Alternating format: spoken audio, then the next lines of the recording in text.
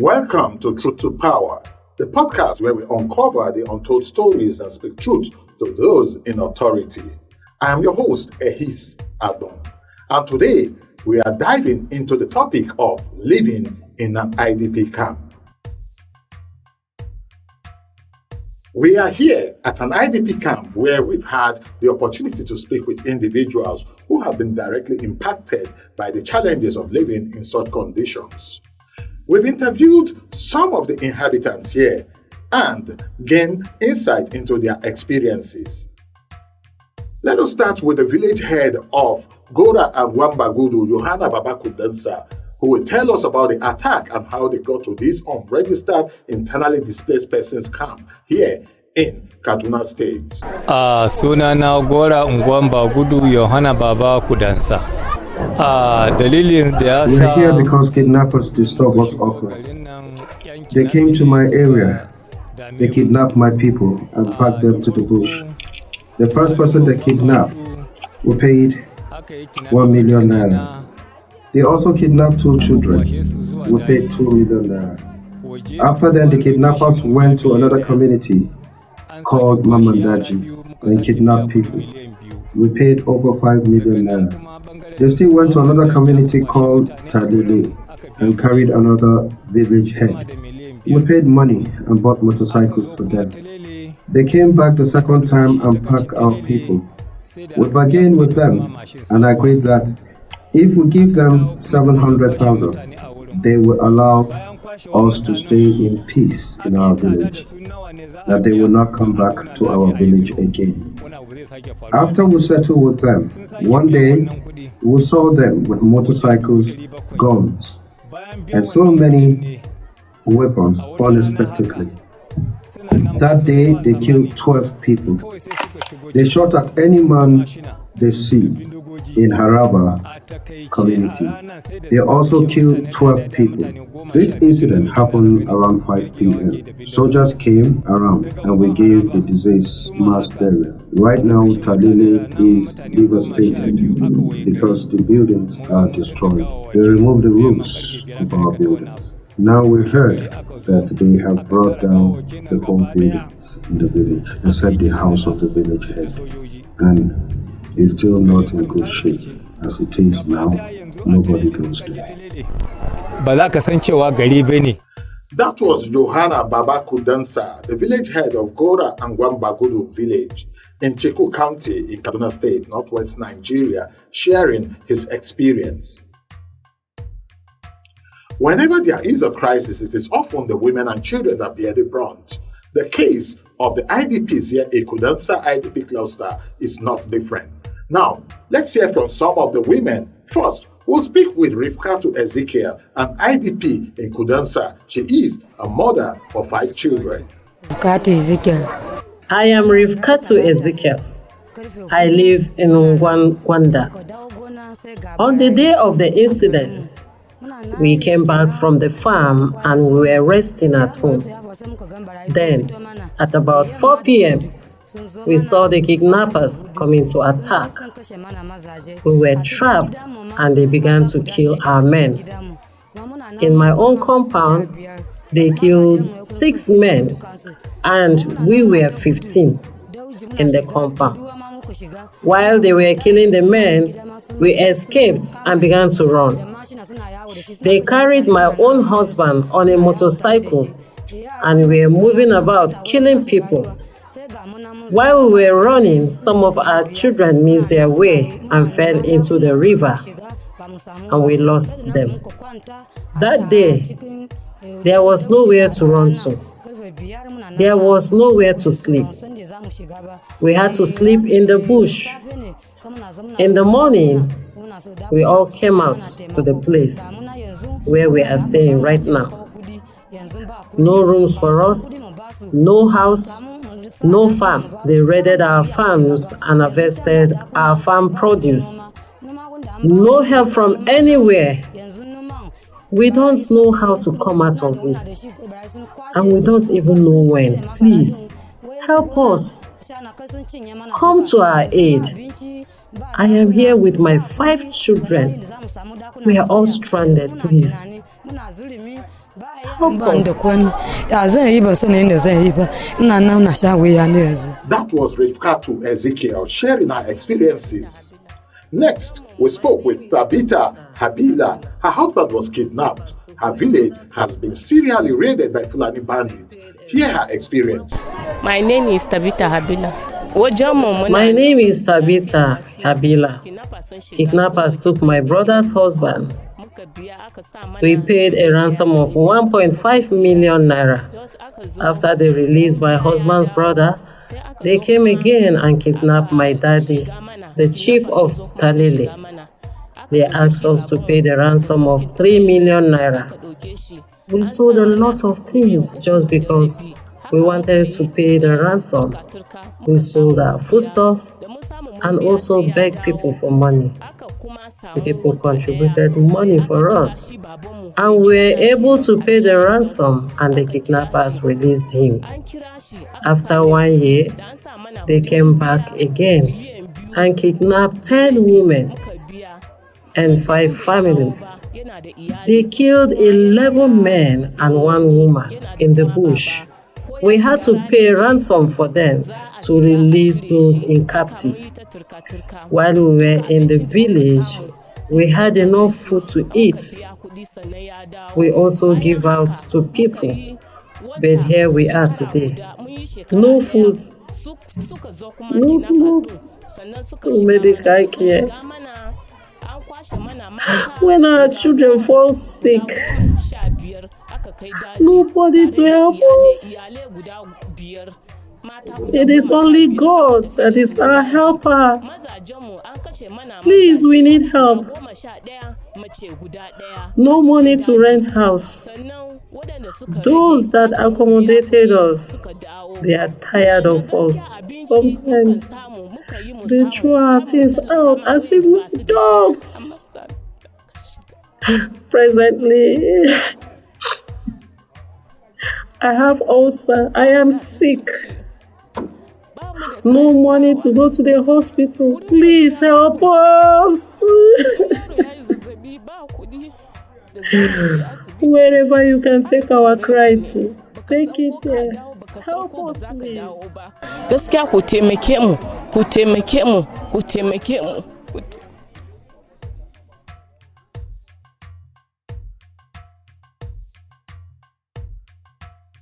Finally, Mercy Danladi narrates how they have been turned into destitute by Fulani terrorists and rendered homeless.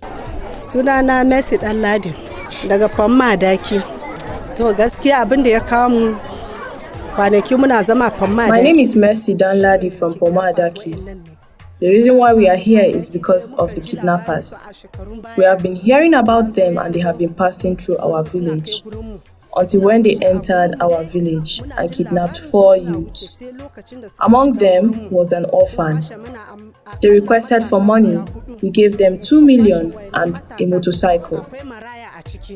There was a time when they came out to attack us. Fortunately for us, they came across soldiers, and the soldiers killed some of them. After the incident, the kidnappers that escaped asked the 4 victims how the soldiers got to know what was happening. The victims said they had no clue of who informed the soldiers. The kidnappers got angry and killed the orphan. After that, they requested for 1 million before releasing the 3 victims. As it is, sometimes we sleep in the house and sometimes we sleep in the bush because we do not know when they will strike again. One day, we got an information that the kidnappers were coming to Famma Daki. By 6 p.m., we packed our children and some of our belongings and started running for our lives to Maraban Rido. We got to Maraban Rido community about 9 p.m. Some people took some of us to their home and some of us slept in primary schools. This is how we have been staying in this environment. Some of us were able to get a room after selling our foodstuffs. Some of us sleep in some shops. We have been suffering, no food to eat. We are pleading with the government to come to our aid.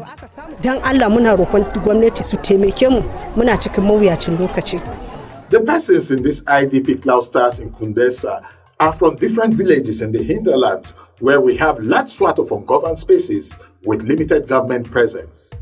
These communities are majorly agrarian and the residents fend for themselves. Their strength and resilience are truly inspiring. Finally, we spoke to the children. Let's start by speaking with Success Caleb. He describes to us what happened on the day of the attack and how life has been in the IDP cluster. My name is Success Caleb. It's kidnappers that pursue us in our village. That time we are sitting down, we are gisting. Then one day, then we not hear that they enter. Then they don't come and pack my brothers. Then they not kill How many them. of your brothers did they pack? Two. Two. Then we not tell them. Then they not come and tell our father that let him bring them money. Then he not give them money. Then he not tell them that. Then one day, then they not come. Then they not shoot the gun. Then the gun now come and hit this wall. Then our father tell. Then our father come go and this and go and hurt. Then they not tell us. Then now we are not getting food to eat. Okay. We are lying down in the floor. No bed, no food. Okay. But that time that you are in your house, you used to eat very well. Yes, sir. I'm not sleepy, even though my mother, she not used to sleep. Okay, your mother does not used to sleep. Why? No food, no water. Do you go to school here? Yes, Okay. You like the school? yes, Okay, are your teacher teaching you well? yes. Okay, now, what would you like to happen? You would like to go back to your village? Yes, sir. Okay, because why do you want to go back to your village? I want to let us go back to our village. Let me be eating, let me be belly food. Okay, so that you'll be eating and you'll be belly full when you eat, eh? Yes. Okay. Then what of your father? My father have died. Okay, your father had died. What happened to him? He was sick or is the kidnapper people? He was sick. The children in this cluster do not have access to education and medical care because government has refused to recognize the IDP cluster. Dorothy Johanna, another child in elementary school grade 7, describing their daily life as an internally displaced person. Good morning, sir. My name is Dorothy Johanna. I'm just 3. I'm from Kibuta. It was bandits that chased us from our community, and they came at the night. They burned houses and killed so many of our people, and they carried me and ran with me to another community. When we came here, I was not happy because the school that was schooling, they have pursued us and we are no more educated. Then in times when we are in village, we always eat food enough, but when we came here, we are not eating much, we are just eating little. And clothes to wear is people that help us with clothes, and so we want the governor to help us, to support and bring more food for us, and schools, build more schools and hospitals for us to stay, houses. We want one day, let us go back to our community. Okay. Now, how many brothers do you have or sisters? I have 3 brothers and 4 sisters. Are they here? It's only 2 of my sisters are not here. Okay, they are in another place. Yes. Okay. But what of your brothers are here? All of them, they are here. What of your father? My father is all here. And your mother? Yes. All right. So finally, how many new friends have you made here? Do you have some friends here? Yes, I have 5 friends. 5 friends. What are the names of your friends? Goodness Ishaku, Jessica Akawu, Rebecca Daniel, Gift Timothy, and Joy Bala. Are they from your village or from other villages? From other villages. From other villages. Yes. All right. Thank you. It is the responsibility of the government and communities to protect the innocence and childhood of these little ones. Let us now speak with Ruth Johanna from Ungeida village, describing how her grandfather was killed and her father kidnapped, and how she has been very sick and hungry since they were displaced from their communities by Fulani terrorists. My name is Ruth Johanna. What is the name of your village? Ngaida. It's kidnapper that pursue us come here, they catch route for us. Sometimes we don't have money to pay the room, the person that give us the room. Then they will be pursue us and they will be throwing us our thing. Sometimes us don't have food to eat. They will be crying for our father, our mommy. They will say that the person they want to help us, they don't have to. Them kidnapper come and carry my daddy. They said that if they don't bring money, 3 million, us start crying. Then I said that they will kill my daddy. After crying, they pay money. My daddy now come back. Me and two, I don't feel fine. I used to put with blood every month. They will be taking me to hospital. They will put for me drip 3 blood too. I will be started. If they put for me, I will be pee with blood every time. Us will be praying for God. Us will be praying for God. God, I want less people to help us, no food us that we eat. May you people help us. You people to help us. My parents too, man, they don't have food to eat. Us will be go somewhere, they help us. They will be saying that them too they didn't have. I want you people to help us. I want you people to help us. No food for us, so that us we eat. I want you people to help us. Whatever we see is not good, may you forgive me. It's our village. They come and kill our one parent, my grandfather. Okay, they kill your grandfather. Yes. Okay. That your grandfather, you like your grandfather very well? Yes. He was playing with you very well? Yes. Okay. How many brothers do you have? I have brother 6. 6 brothers. What a sister? Sister 7. 7 sisters. Grandfather, I have grandfather 2. When you were in your village, you used to eat very well? Yes. You eat anything that you like to eat? Yes. But what of here, do you used to eat very well here? No. Okay. No money, man, so that also buy soap to wash our clothes. No money to buy soap to wash your clothes? Yes. Us will be praying for God. I'll be praying for God. It is clear that the challenges faced by those living in IDP camps are immense. Yet, resilience and hope exhibited by these individuals are truly remarkable. As we conclude our time at the Kudensa IDP cluster in Chikun County, Kaduna State, Northwest Nigeria, we are reminded of the importance of amplifying the voices of those who often go unheard. We must work together to ensure that their stories are not forgotten and their needs are met. This has been Truth to Power.